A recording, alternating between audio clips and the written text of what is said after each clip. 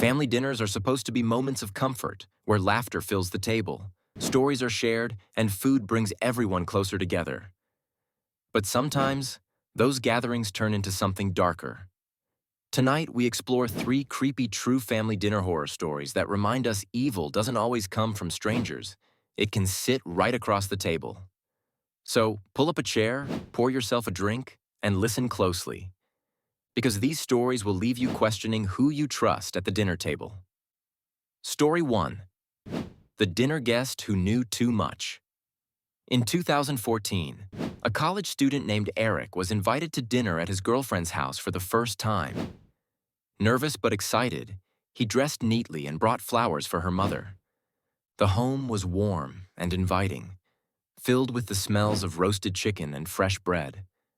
At first, everything felt normal. The parents asked about his studies, his hometown, his hobbies. But halfway through the meal, Eric noticed something strange. The questions got oddly specific. "So, Eric," the father asked, slicing into his chicken, "how did you like working at the Shell gas station last summer?" Eric froze. He had never told them about that job. In fact, he'd only worked there for 3 weeks and hated it. He forced a laugh. It was fine. How did you know about that?" The father shrugged. Small town. Word gets around.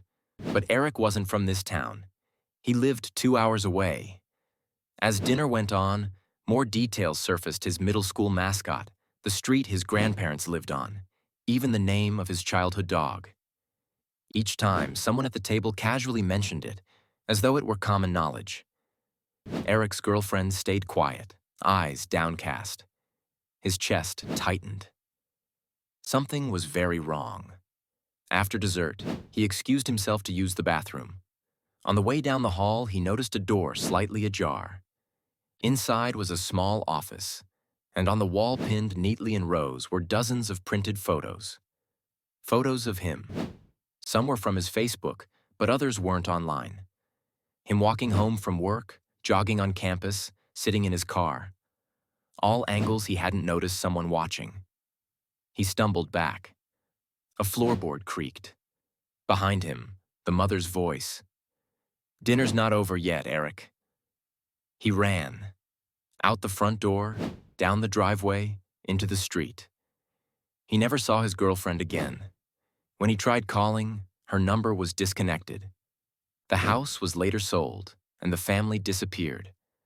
To this day, Eric has no idea why they had been watching him, or how long it had been going on.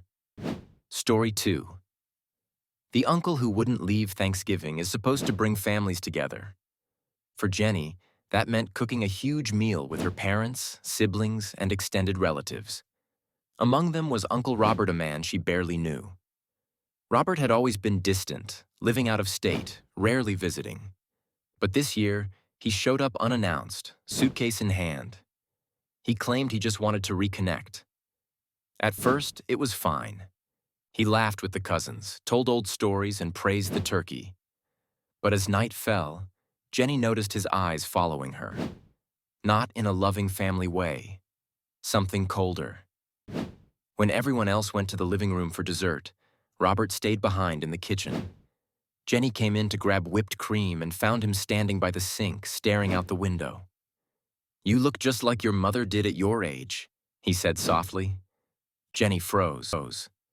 "Excuse me?" Robert turned, his face blank. Family resemblance. That's all. The rest of the night, unease followed her. At 2 a.m., she woke thirsty and crept downstairs. In the dim light, she saw Robert sitting at the dining table. No food, no drink, just sitting upright, staring at nothing. When he noticed her, his lips curled into a smile. Couldn't sleep? She rushed back upstairs and locked her door. The next morning, Robert announced he'd be staying a while longer. Days stretched into a week. He offered no explanation, no job, no plans, just lingered in the house. At night, Jenny would hear him pacing outside her room, floorboards creaking. Finally, her father confronted him. Voices rose, shouts echoed. Robert stormed out, suitcase in hand, but not before leaning close to Jenny and whispering, "I'll see you again soon." They never heard from him again. But months later, Jenny came home from class to find a note slipped under the door. It read, "Dinner was lovely. You're even prettier now." The handwriting was Robert's. Story 3. The Neighbor's Invitation. In 2019, a couple named Maria and David moved into a quiet suburban neighborhood. Their neighbors, the Harpers, seemed friendly an older couple who invited them to a welcome dinner. Eager to make connections, Maria and David accepted. The Harper home was cozy, filled with antiques and warm candlelight. A roast simmered in the oven, and wine flowed freely. At first, the evening was pleasant. Stories of the neighborhood, jokes about the weather, and casual small talk. But then the Harpers began asking unusual questions. "Do you keep your doors locked at night?" Mrs. Harper asked casually, sipping her wine. Maria chuckled nervously. "Of course. Doesn't everyone?" Mr. Harper leaned forward. "Not everyone. Some folks feel safe enough here to leave things open." The couple laughed, but Maria and David exchanged uneasy glances. As dinner went on, the questions turned stranger. "Do you travel often? Anyone else have keys to your house? Do you keep valuables in the bedroom or living room?" Maria tried steering the conversation elsewhere, but the Harpers always brought it back to their home. Its layout, their routines, their habits.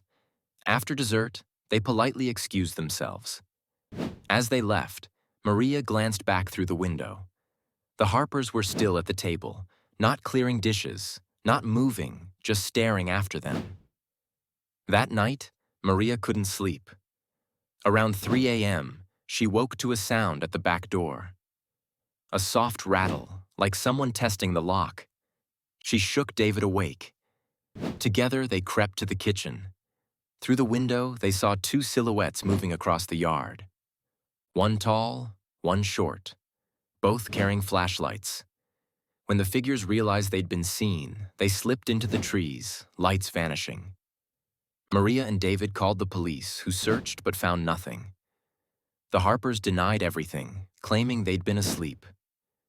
But the next night, David found fresh mud on the back porch and a small note tucked under the mat. It read, "Dinner was just the beginning. Family dinners are supposed to be safe, a time to share food and love. But as these stories prove, sometimes the people you break bread with aren't family at all. Sometimes they're predators hiding behind polite smiles and warm meals. If tonight's stories made you shiver, hit like to let me know. Share your own unsettling family or dinner encounters in the comments below.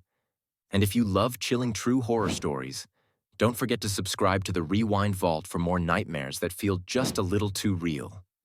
Because sometimes, the scariest monsters don't lurk in the woods or the dark. They sit right across from you at the dinner table.